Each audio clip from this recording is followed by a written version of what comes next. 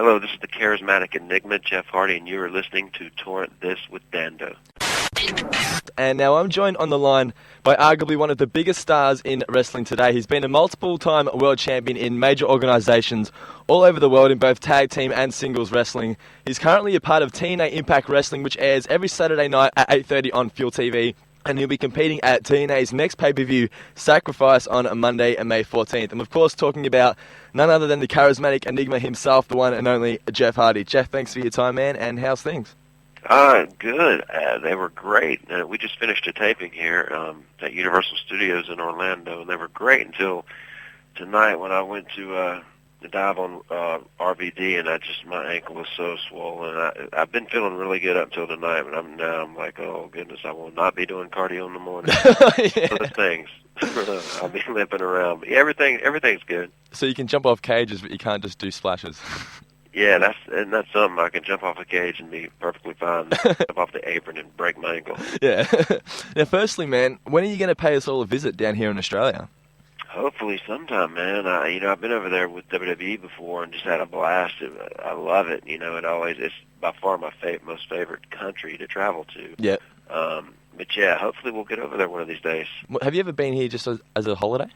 No, that would be nice. Yeah. I went there on a tour. We got to go to the crocodile hunter's place. Oh yeah. At the zoo, and that was a cool experience. You guys love the crocodile hunter. Now, you toured England not long ago. Was that kind of experience, was it what the roster needed to keep the motor going? Because I can only imagine it must get tedious performing in front of the same people each and every month. Yeah, it's always good. Like, just being over there is so fresh, and it's like, because we're over there just like once a year, so I think they're just more eager, because seeing it on TV and then just live is just two completely different things. So I think it's just more exciting because we don't go there as much, and when we do, it's just on fire. It's great. Yeah. Does wrestling on a pre-recorded show, does that kind of take the excitement out of things sometimes? Yeah, that's one thing I do. That's what was always cool about being on Raw, because it was live every Monday night. Yeah. And I do miss that. That's one of the things I miss, because the times we have done a few live shows, it's just so exciting, and I love it when you do make a mistake and people see the realness behind it. So that's just always exciting, and it puts that pressure on, which makes it more fun. Yeah, sometimes fans, they pay and they watch just to see you guys stuff up. Yeah, exactly. Yeah. Because it happens, man. It's not a perfect world by any means. Now, how confusing can it be sometimes when you film things out of order? It can be real confusing, especially there's been times when we have, done 4 shows in 3 days or something, and it's just like you kind of lose track of what's going on, and it's just hard to keep up with at times. But the positive side to that usually is when we do a lot of live events now as well, which I'm always, on the road. But you end up getting 5 or 6 straight days off or something, so you do end up getting a little more time off when you do things like that. But as of late, about every 2 weeks we do 2 shows. So.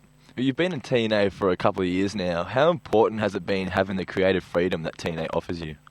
Real important, and I think this is one of the most exciting times in my career, because along with my intro music that I've done, Directed being my latest, there's a remix to Modest that's going to be coming out, and there's 5 brand new tracks that myself and Del Oliver have completed, and we're going to put them on a disc, and I've been taking pictures of my paint on my face, like at all the live events, and we got like a 30 different styles, this huge collection. We're going to do this whole artsy thing that comes along with the CD. It's just really exciting that I'm going to get to express myself in that manner, and I think it's just kind of taking the whole charismatic enigma deal to the next level. How easygoing is the backstage atmosphere in TNA? It's good. I get along with everybody here. There's so much talent. There were some young guys here tonight that went out there and had a great match, I guess, because we're looking for young talent, and I get along with everybody well. It's really good. Now, last month you took on Kurt at Lockdown. Now, let's be honest, you're Jeff Hardy. You really don't need to prove yourself anymore. So when it comes to things like last month's match, what makes you want or feel like you have to be doing swantons off of cages at this point in your career? It's just something that, I will always love about what I do.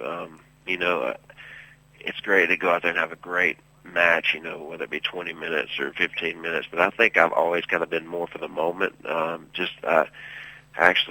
Superfly Snuka, I gave the guy that's writing this book a quote or whatever like that first time he jumped off the cage, and I was like, he started this collection that I've kind of continuously added to. And that's like, I've always been a fan of like what moment stands out the most throughout the whole course of a pay-per-view. And I think that's just one thing I've always kind of, if I have the opportunity to steal it and to have the moment of the night, I'm going to do it. Well, you definitely stole it.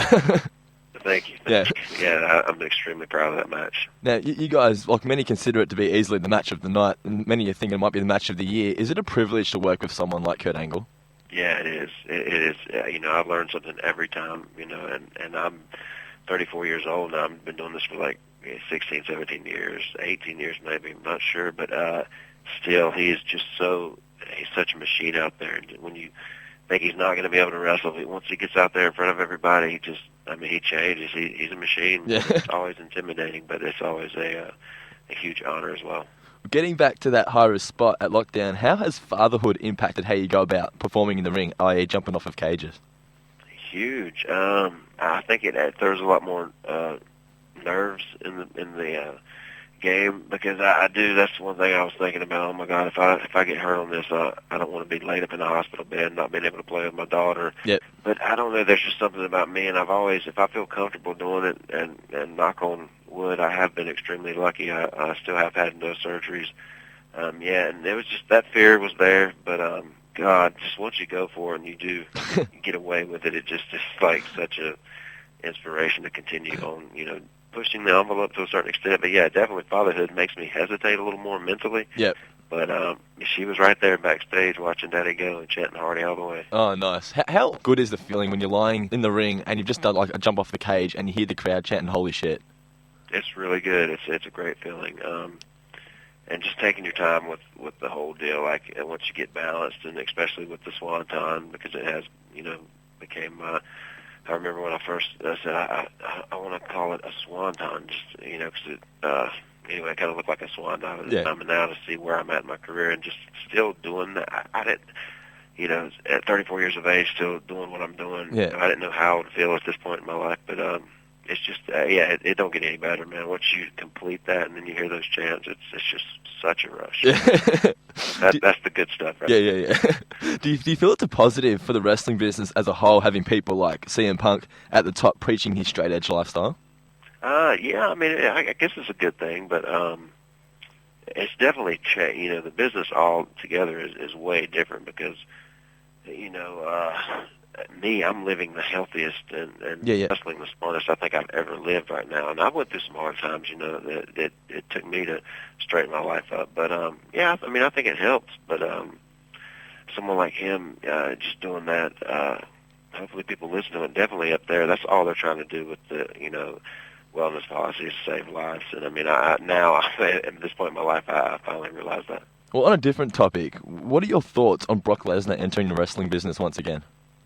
It was pretty exciting. I heard that he showed up on Raw. I don't watch Raw much, but I think the next week after I think it was the week he bloodied, I just watched Raw for the first time just because I heard Brock was back. Yeah. It's exciting. I mean, and I just have so much respect for what he did do in the UFC, because those guys, man, you could never get to jump in that world. But to see him come back, and it's pretty exciting. Are you interested in MMA?